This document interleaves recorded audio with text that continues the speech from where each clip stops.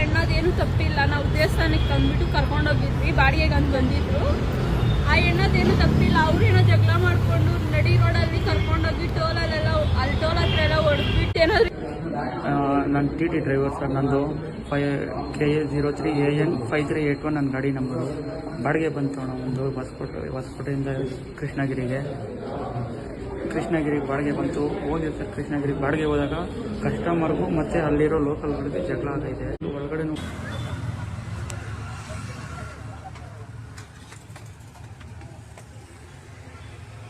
இந்த வீடியோ எல்லாரும் இன்ஸ்டால பார்த்துட்டு இருப்பீங்க. 2-3 நாளா ஓடிட்டு இருக்கு. பெரிய பிரச்சனையாகவும் ஓடிட்டு இருக்கு. என்ன ஆயிருக்குன்னா, பெங்களூர்ல இருந்து ஒரு ஃபேமிலி வந்துட்டு கிருஷ்ணகிரிக்கு வந்திருக்காங்க. எதுக்காகவோ டிடில வந்திருக்காங்க. அங்க வரும்போது ஹோட்டல்ல சாப்பிட்ற விஷயத்துல ஏதோ ஒரு தள்ளுமுள்ள ஆயிருக்கும் போல இருக்கு. அது முடிச்சதுக்கு அப்புறம் வந்துட்டாங்களா என்னவோ. ஏன்னா யாருமே இதை வந்து தெளிவா என்ன நடந்திருக்கு அப்படின்றத சொல்லல. ஆனா அங்க நடந்த பிரச்சனை மட்டும் ரொம்ப பெரிய அளவுக்கு ட்ரெண்டிங் ஆயிட்டு இருக்கு. இங்க பெங்களூர்ல பெரிய அளவுக்கு பிரச்சனை நடந்துட்டு இருக்கு.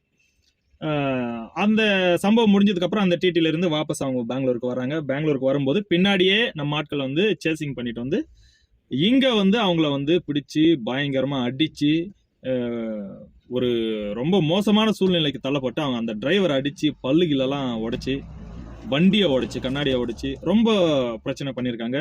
இவங்க அங்க என்ன பண்ணிட்டு வந்தாங்க, அவங்களை எந்த அளவுக்கு ட்ரிகர் பண்ணிட்டு வந்தாங்க அப்படின்றது தெரியாது யாருக்கும்.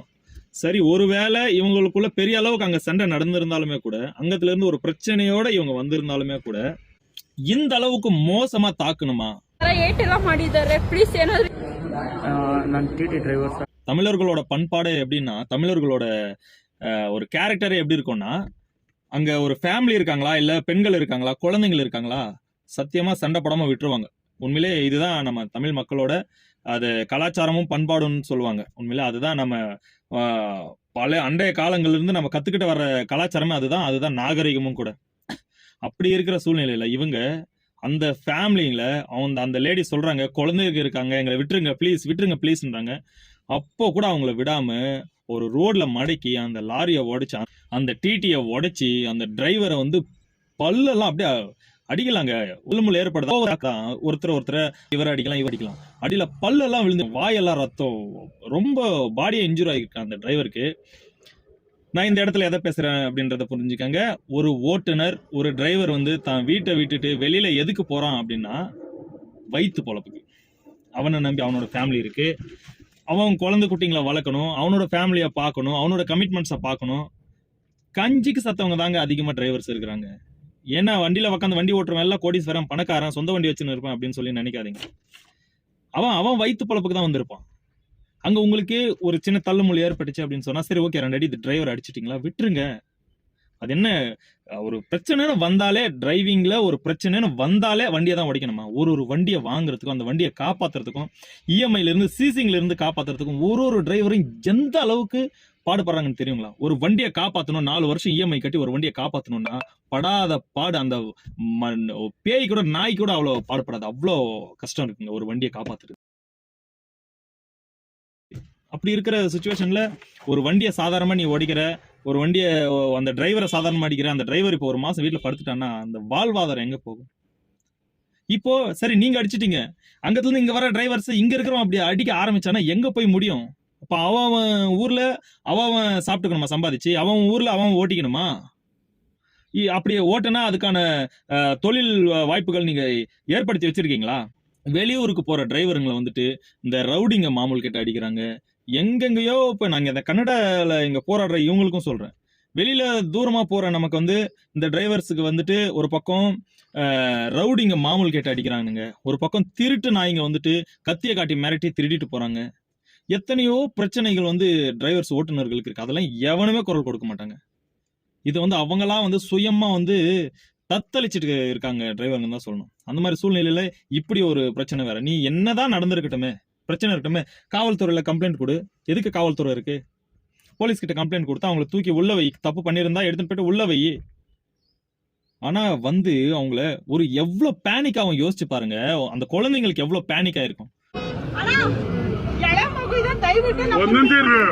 எதுக்கு இப்படி அடிக்கிறாங்க, ஏன் இப்படி, யார் இவங்க, எதுக்கு அடிக்கிறாங்க? அப்போ ஒரு ஸ்டேட் விட்டு ஸ்டேட் போனா அடிப்பாங்களா? இந்தியா பாகிஸ்தான் மாதிரியே வச்சுட்டு இருக்காங்க எப்பவுமே. இந்த கர்நாடகா தமிழ்நாட்டை மட்டும், எல்லா ஸ்டேட்டும் நல்லா தான் இருக்கிறாங்க, கர்நாடகா தமிழ்நாட்டு பக்கத்து பக்கத்து நாட்டை மட்டும் இந்தியா பாகிஸ்தான் மாதிரியே ஒரு பதட்ட சூழ்நிலையே வச்சிருக்கானுங்க.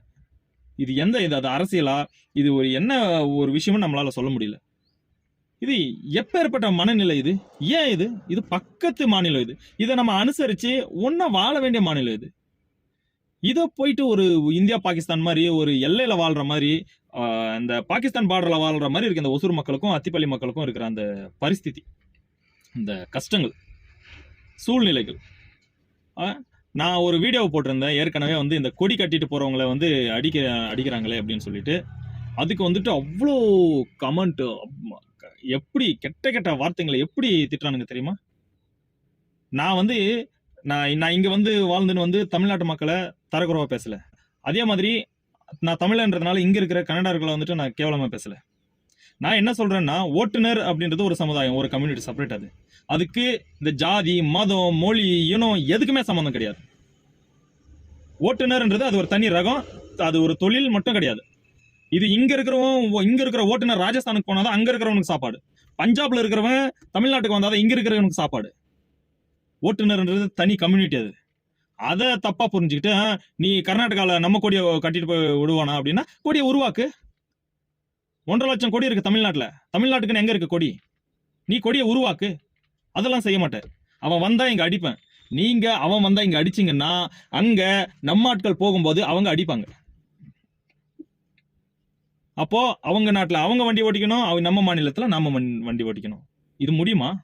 இந்த மாதிரி இருக்க முடியுமா?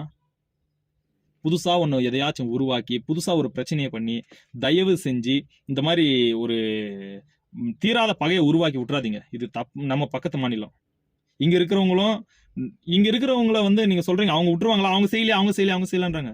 இங்க நம்ம வாழ்ந்துட்டு இருக்கோம், 1 கோடி பேரு கிட்ட வாழ்ந்துட்டு இருக்கோம். எதுவும் செய்யல, அவங்க விட்டு இருக்காங்க.